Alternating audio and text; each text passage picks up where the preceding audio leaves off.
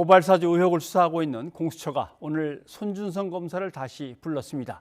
이 사건의 제보자인 조성은 씨도 오늘 경찰에서 고소인 조사를 받았습니다. 김성수 변호사와 관련 내용을 정리해 보겠습니다. 변호사님 어서 오십시오. 안녕하세요. 자, 지난 2일 손준성 검사를 조사할 때는 한 13시간 조사했다고 전해져 있습니다만은 그때는 뭐 별로 그렇게 유의미한 진술이 안 나왔다 이렇게 전해지고 있습니다. 오늘은 뭔가 좀 진척이 있겠습니까? 우선은 이 수사에 대해서 조금 설명을 드리자면 이 수사라는 게 이제 고발이나 뭐 인지라든지 이렇게 수사가 시작이 되지 않습니까?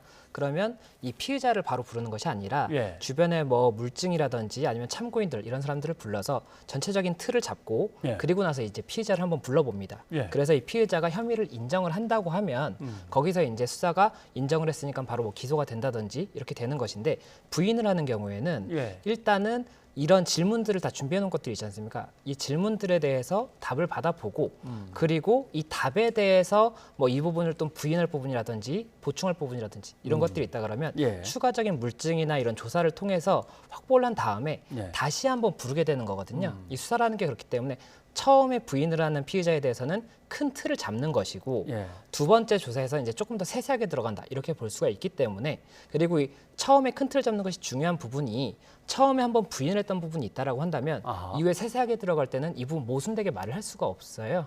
그래서 지금 현재 언론 보도에서는 뭐 유의미한 뭐 좀 이야기가 나오지 않았다 이런 이야기가 나오고 있지만 이 공수처 입장에서는 전략적으로는 일단은 큰 틀에서의 답변을 받았기 때문에 유의미할 수도 있다 이렇게 볼 수가 있을 것으로 보이고 오늘 같은 경우에는 이제 2일날 조사가 있었고 8일 만에 다시 불렀기 때문에 이 부분 관련해서 일단은 가장 중요한 부분은 3일날 김웅 의원이 일단은 또 한번 조사를 받았지 않습니까? 그리고 이제 공동 피의자로 지금 이렇게 좀 조사가 진행되고 있기 때문에 이 김웅 의원의 진술과 이 간극이 있는 부분이 있다고 한다면 이 부분을 조금 세세하게 파고들지 않았을까? 그리고 그 부분에서 만약에 모순점이 나왔다라고 한다면 그 부분이 조금 유의미한 증거가 나왔다 이렇게 볼 수 있지 않을까 생각이 듭니다. 1차 조사와 2차 조사 사이에서 가장 큰 일이 있다면 말씀하신 김웅 의원 조사한 거 하고 또 하나는 대검 감찰 쪽을 압수수색해서 거기서 예전에 감찰했던 자료를 갖고 온 게 있습니다. 공수처가. 이것도 뭔가 중요한 내용의 어떤 근거가 되거나 아니면 수사의 실마리를 풀어갈 수 있는 어떤 기초가 되겠습니까? 예, 지금 또 이야기가 나오고 있는 부분들 중에 하나가 이 대검 감찰부에서도 이 고발 사주 관련해서 어떤 비위가 있었는지 이걸 감찰을 계속 진행을 하고 있었지 않습니까? 그리고 이 부분 이제 최근에 압수수색을 함으로써 공수처에서 미처 이렇게 확보하지 못한 증거들이라든지 이런 부분들이 추가로 이제 조금 공수처에 전달이 됐을 수가 있습니다. 다만 이 부분 관련해서 유의미한 증거가 있을지 여부에 대해서는 만약에라도 감찰부에서 유의미한 증거가 나왔고 이로 인해서 비위가 나왔다라고 한다면 어떠한 처분을 했을 가능성이 크거든요. 그런데 아직까지는 그런 처분을 하지 않았었지 않습니까? 그렇다면은 아직까지 감찰부에서도 유의미한 증거가 없었다라고 볼 수가 있을 것으로 보이고 그렇기 때문에 이 부분이 이번 조사에서 뭐 당연히 언급이 되고 확인이 되겠지만 유의미한 증거가 감찰부에서 공수처로 전달됐다 이렇게 보기에는 조금 어렵지 않을까 생각이 됩니다. 물론 조사를 받는 입장에서 자기의 어떤 방어권이 있으니까 불리한 진술이면 안 할 수도 있고 한데 앞에 자기 휴대폰이 놓여 있는데 그 비번을 열면 되는데 그걸 끝까지 안 여는데 이건 진짜 열 수 없는 겁니까? 어떻게 해야 될까요, 이건?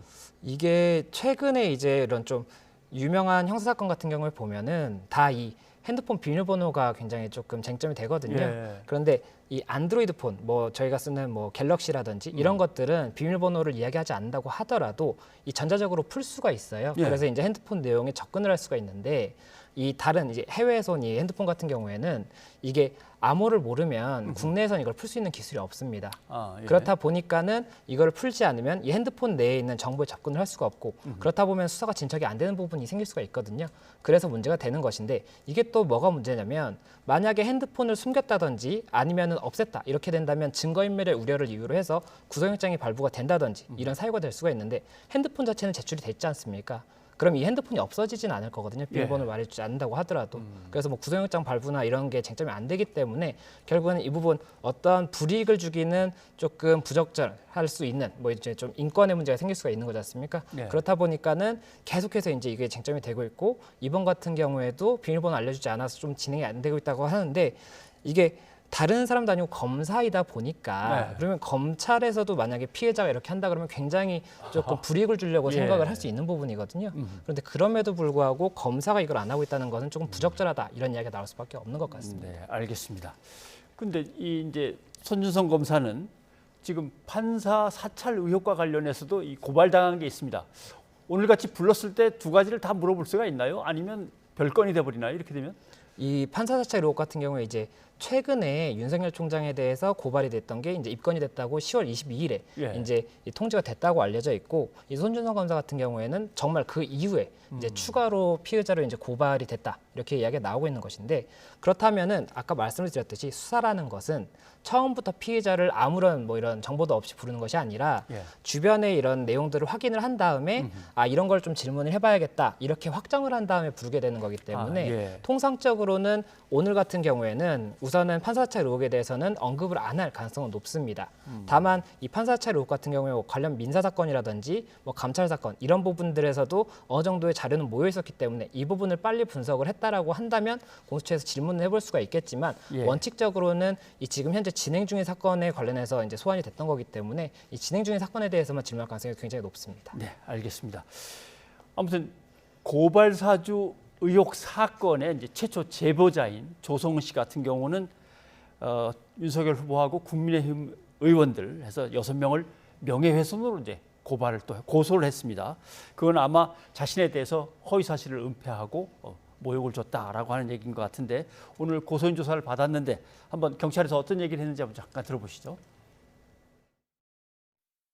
자신들의 정치적 이익을 위해서 사실 이 공익신고한 행위들을 용납할 수 없는 방법으로 굉장히 이제 모욕을 하는 것을 넘어서 허위로 무고를 하고 뭐 보복 범죄 등을 이제 저질렀기 때문에 이 자체도 굉장히 중대한 범죄 행위라고 생각합니다. 그런 사람들이 이제 뭐 전직 검찰총장이고 그리고 전직 검사 출신 현 국회의원들이고, 김웅 의원은 모든 순간을 거짓말을 하고 있습니다. 손준성 검사인 거를 김웅 의원이 몰랐습니까? 그럼 현직 의원이 그 검사가 보냈던 그 자료를 손준성은 나는 검사를 몰랐어요 라고 하지 않는 이상은 그분의 말은 전체가 거짓말이기 때문에 대답할 가치도 없다고 생각합니다. 네, 아마 명예훼손도 있고 모욕도 있고, 자기는 공익신고자인데 저 사람 출국 금지시켜야 된다고 막 그래서 공익신고자 보호법을 또 위반한 게 있고, 이런 식으로 해서 아마 검찰에 고소한 것 같은데 명예훼손이니까 이것도 경찰로 넘어가야 됩니까? 예, 맞습니다. 지금 현재 이제 형사소송법이 개정이 되면서 예. 경찰에서 직접 수사할 수 있는 건이 있고 검찰에서 직접 수사할 수 있는 건이 있는데, 이 명예훼손 건 같은 경우에는 경찰에서 수사를 진행을 해야 됩니다. 예. 그래서 이게 고소 자체는 검찰에 이제 제출이 됐는데 경찰로 다시 이게 내려갔고 예. 경찰에 수사를 하고 있고, 오늘 이제 출석한 것 같은 경우에는 경찰에 이제 출석을 해서 고소인 조사를 받은 그런 소식입니다. 예, 조성은 씨가 나름대로 공익 제보자로서 어떤 사안을 고발했는데 그 사람에 대해서 계속 예를 들면 근거에 없는 어떤 뭐 다른 말을 퍼뜨렸거나 아니면 좀 위협적인 발언을 했거나 저 사람은 잡아내었다든가 뭐 문제가 있는 사람이다 이런 식으로 했으면 이건 나중에 혐의가 인정될 만한가요? 예, 이거 같은 경우에는 이 지금 현재 고소를 한 사실 관련해서 뭐 SNS라든지 뭐 방송에서 출연해서 이야기를 했다는 거기 때문에 증거가 명백합니다. 예. 그래서 이 부분이 뭐 명예훼손이라든지 공익신고자 보호법 위반이라든지 이런 혐의가 될 수 있는지는 이 법리 판단 부분이 될 거거든요. 예. 그래서 우선은 이 사실관계를 확장을 조금 빨리 하고 증거가 명확하기 때문에 그다음에 법리를 검토를 이제 해서 경찰에서 기소 여부를 판단할 것으로 생각이 됩니다. 예. 또 이런 문제가 있습니다. 손 검사는 자기가 공수처에서 조사를 받는데 사실은 구속영장 청구할 때도 자기를 조사도 하지 않고 영장부터 청구했다. 그다음에 조사받으러 갔는데 눈을 동그랗게 뜨고서 대답한다고 뭐 야단도 치더라. 뭐 이렇게 해서 국가인권위원회에다가 또 제소를 했습니다. 그래서 이게 갑자기 이게 틀을 갖다가 저쪽으로 옮겨버리는 것은 이게 마땅한 건지 이걸 어떻게 해석해야 됩니까? 이게 그 말씀하신 것처럼 손준성 검사가 일단 이제 조사를 받았지 않습니까? 예. 받고 나서 이제 8일에 국가인권위에 이 공수처 검사 4명을 지금 제소를 신청을 예. 했다는 진정을 넣었다는 건데요. 진정, 예. 예, 그와 관련해서 이제 손준성 검사 측에서 주장을 하는 것은 방금 말씀하셨던 것처럼 이 구속영장이라든지 이 영장 진행 단계에서도 굉장히 조금 인권 침해적인 이런 문제가 있었고, 그리고 이 조사 과정에서도 변호인의 조력을 받을 권리라든지 뭐 여러 가지 피의자로서의 권리가 있지 않습니까? 예. 그 부분이 많이 억압이 됐기 때문에 이와 관련해서 인권위에 이제 진정을 한다 이렇게 지금 알려져 있는데, 이게 어느 정도의 정말로 억압이 있었는지 네. 아니면 억압이 없었는데도 뭐 굉장히 조금 다른 이유 때문에 진정을 넣은 것인지 이런 부분들이 아직 정확하지 않기 때문에 이와 관련해서 뭐 이게 부적절하다, 적절하다는 조금 판단하기 어렵겠지만 만약에라도 인권적인 침해가 있었다라고 한다면 당연히 이 부분에 관해서는 이게 다른 사람에 대해서도 공수처든 검찰이든 침해를 하면 안 되는 건 맞기 때문에 그 부분은 적절하다고 볼 수가 있을 것이고 그렇지 않다라고 뭐 이게 전략적인 부분이었다고 한다면 그 부분에 대해서는 당연히 부적절하고 비난을 받을 수 있겠죠.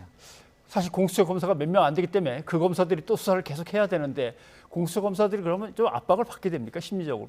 이게 뭐 공수처든 검찰이든 경찰이든 이런 인권위에 진정이 들어갔다라고 한다면 이 사건에 관련해서는 당연히 더 조심을 할 수밖에 없습니다. 이 사람이 굉장히 이런 부분 관련해서 또 다시 문제를 제기할 수가 있겠구나 이런 게 있기 때문에 이 관행적으로 수사기관들이 조금은 억압을 하거나 이렇게 좀 압박을 주는 경우도 있을 수가 있거든요. 그럼 그런 부분들을 조금 더 조심을 할 수밖에 없겠죠. 그렇겠군요. 알겠습니다. 오늘 여기까지 듣겠습니다. 김 변호사님 고맙습니다. 고맙습니다.